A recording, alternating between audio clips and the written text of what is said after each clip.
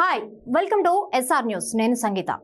Konidela Pawan Kalyan AP deputy CM పలు శాఖలకు మంత్రి సంతకం పెట్టి బాధ్యతలు చేపట్టినప్పటి నుండి ఒక్క క్షణం కూడా వేస్ట్ చేసే ఉద్దేశం కనిపించట్లేదు. తనకు దక్కిన శాఖలపై ఫుల్ గా ఫోకస్ పెట్టారు. అసలు ఏ పనులు చేపట్టారు, ఎక్కడి వరకు వచ్చాయి, ఎలాంటి నిర్ణయాలు తీసుకున్నారు, అసలు శాఖల్లో పాలన ఎలా కొనసాగుతుంది, తనకు అన్నీ తెలియాలంటున్నారు పవన్. అంతేకాదు తనకు తెలియని విషయాలను తెలుసుకోవడంపై మొదట ఫోకస్ చేశారు. వదిన ఇచ్చిన పెన్తో సంతకం చేసి రిలాక్స్ అయిపోలేదు పవన్ కళ్యాణ్. పాలనలో తనదైన మార్క్ను చూపించడం మొదలుపెట్టారు.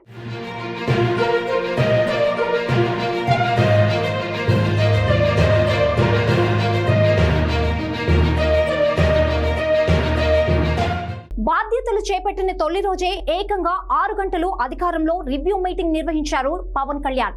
తొలి రోజు పంచాయతీ రాజ్ అండ్ అటవీ శాఖలపైన ఫోకస్ చేశారు ఆయన. రెండో రోజు ఉపాధి హామీ పథకంలోని సోషల్ ఆడిట్ విభాగంలో సమీక్ష నిర్వహించారు. ఉపాధి హామీ పనులు ఎలా కొనసాగుతున్నాయి, నిధుల వాడకం ఎలా ఉంది, లబ్ధిదారులకు అందాల్సినవి సరిగ్గా అందుతున్నాయా లేదా, అసలు రాష్ట్రంలో ఎన్ని పంచాయతీలున్నాయి, ఎన్ని మండలాలున్నాయి, ఎన్ని జిల్లా పరిషత్లున్నాయి, ఎన్నికలు జరిగిన స్థానిక సంస్థలెన్ని, జరగకుండా పెండింగ్ లో ఉన్నవన్నీ, స్థానిక సంస్థలకు అందుతున్న కేంద్ర నిధులెంత,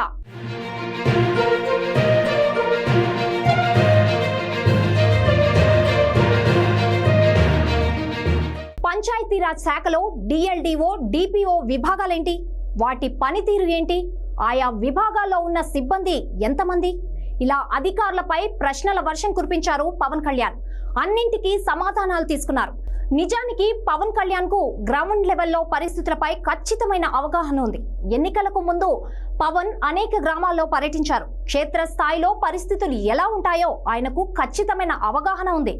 మొదట ఏజెన్సీ ప్రాంతాల్లో పరిస్థితులను స్వయంగా చూశారు ఆయన.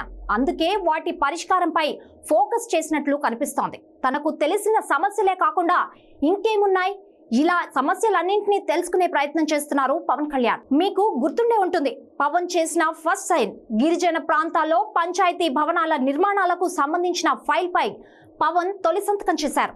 కాబట్టి ఆయన వెనుకబడిన ప్రాంతాలపై ఫోకస్ చేస్తున్నట్టు మాటలతో కాకుండా చేతలతో చూపించారు. అంతేకాదు పాలన పరమైన నిర్ణయాలు, వాటి అమలులో పొలిటికల్ ఇంటర్ఫీరెన్స్ అస్సలు ఉండకూడదని చాలా స్ట్రిక్ట్ గా ఆదేశించారు పవన్ కళ్యాణ్. రాజకీయాలు వేరు, పాలన వేరు, ఈ రెండింటికి ముడి పెట్టొద్దని క్లియర్ కట్ మెసేజ్లు ఇస్తున్నారు. కీలక బాధ్యతలు నిర్వహిస్తున్నప్పుడు అందరినీ ఒకే విధంగా చూడాలని, పక్షపాతం అనేది ఉండకూడదన్నది పవన్ అభిమతంగా కనిపిస్తోంది. నిజానికి ఇది నిర్ణయమే.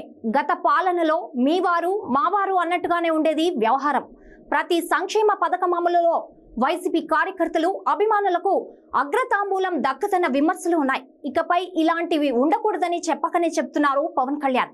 అదొక్కటే కాదు, పాలనకు పరుగులు పెట్టిస్తూనే గత ప్రభుత్వంలో జరిగిన అవకతవకలపై కూడా పవన్ ఫోకస్ చేస్తున్నట్టు కనిపిస్తోంది. ఎందుకంటే పవన్ తన ప్రచారంలో చాలా సార్లు పంచాయతీ నిధుల మళ్లింపుపై మాట్లాడారు. గ్రామాలకు చేరాల్సిన నిధులు సర్పంచ్లకు అందించకుండా ఇతర పనులకు ఉపయోగించడం తన దృష్టికి వచ్చిందన్నారు పవన్ కళ్యాణ్.